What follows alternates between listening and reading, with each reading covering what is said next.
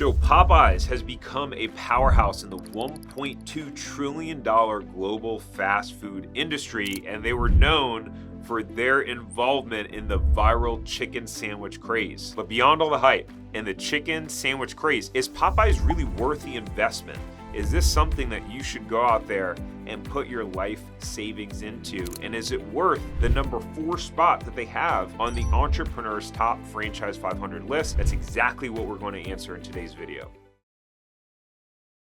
If you're new here, my name is Tarek Johnson. I'm the CEO and founder of Franchise Empire, where we have helped hundreds of people find, vet, and launch proven money-making franchises. And in these franchise breakdowns, we cover the startup costs, the earnings, the sales, and if these franchises, the most popular franchises that you pass by every day, if they're worth the investment, and some of the numbers that you'd love to know. So if you like this style of video and you find this interesting, then you definitely should not subscribe to the channel, because if you like it, you would probably want to miss out and not see these videos anymore in the future, right? Come on guys, I'm just kidding. Subscribe so that way you can see all the other videos that we put out on these interesting franchises. But let's jump into the video. All right, so Popeyes was founded by this guy, Al Copeland, in 1972, and about 4 years later, in 1976, he started franchising. And by the early 80s, they had over 500 locations. But here's the interesting thing. In 1991, Al's company went bankrupt, and Popeyes was actually taken over by creditors. Imagine that.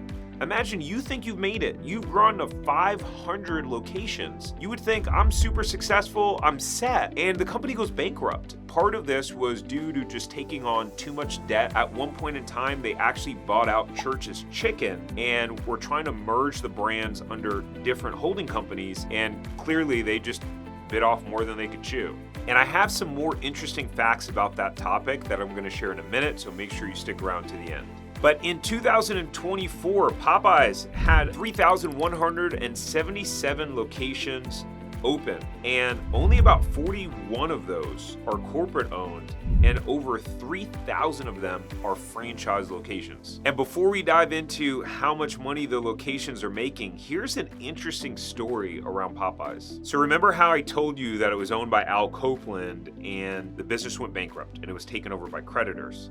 Here's the thing though, their recipe was controlled and owned by a different company. That company was called DFS, Diversified Food and Seasonings. And guess who owned that company? Mr. Al Copeland. And so even though he lost possession of Popeyes when it went into bankruptcy, guess what? He still owned DFS. And so as a result, Popeyes had to pay him an annual royalty of a whopping $3.1 million. Now granted, that's bittersweet, right? I mean, you'd want to get paid your royalty, but I'd rather own Popeyes, which is worth billions of dollars as an organization in total. And this arrangement continued until 2014. At that point, Popeyes finally just went and outright purchased the rights for a whopping $43 million. What's interesting is that I actually learned about, if you guys have ever heard of Muscle Milk, I know that I'm going off on a tangent here, but stick with me. If you've ever heard of Muscle Milk, that company sold for a significant amount of money. I did a whole video that you can watch on the breakdown of Muscle Milk and its selling. And the owner did something different. He owned the flavors in a separate company and licensed it out to Muscle Milk. So when he sold Muscle Milk, the company, he retained ownership of the flavors and the proprietary flavor ingredients and profiles. So he, even though he made a ton of money selling the brand, he still licenses the flavors to that company. Genius. So let's talk about startup costs. What does it cost if you said, hey, I want to open up one of these Popeyes, I want to open up one of these bad boys? What is it going to set me back? So a freestanding restaurant location costs between $1.2 and $3.9 million to get up and open. Here's the crazy part. That is excluding real estate. So if you were to buy the property, that is not including the cost of that, which is wild. I mean, some of these numbers, when we look at some of these biggest brands, it's mind-boggling how they even make money.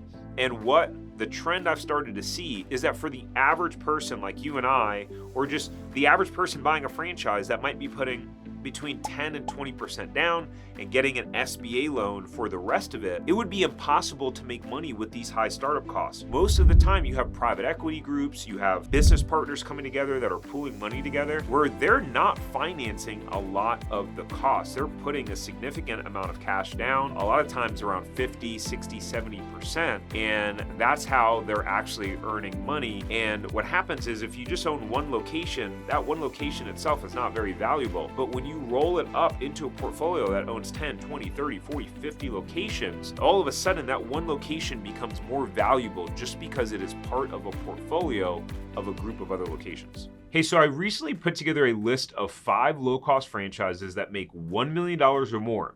If you want to see that list, then click the link below in the description or go to franchiseempire.com/low cost.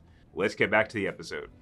In terms of royalties, Popeyes charges a 5% royalty on gross sales. They also charge between a 4 to 5.5% advertising fund. Again, that range is pretty common with some of these really big restaurant brands. So how much do these bad boys make? You're like, come on, I want to get to the good stuff. How much money can I make if I own a Popeyes franchise? Well, here's what they disclose in their 2025 FDD is that on average, between company-owned and franchise-owned locations, they do about $1.9 million in sales. Company-owned locations actually underperforming the franchise locations. Company locations, they do about $1.87 million in sales on average. Franchise locations do about $1.97 million in sales. But again, if you watch some of my other franchise breakdown videos that I've done on some of these biggest names, and you know my philosophy around sales to investment ratio. So if you're doing $2 million in sales and it costs you $2 to $4 million to get it open, I don't understand how these people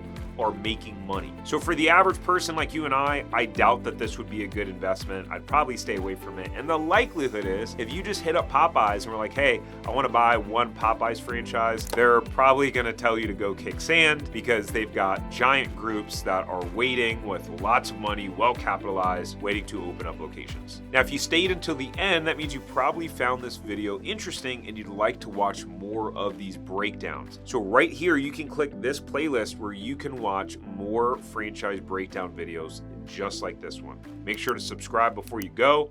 We'll see you on the next one.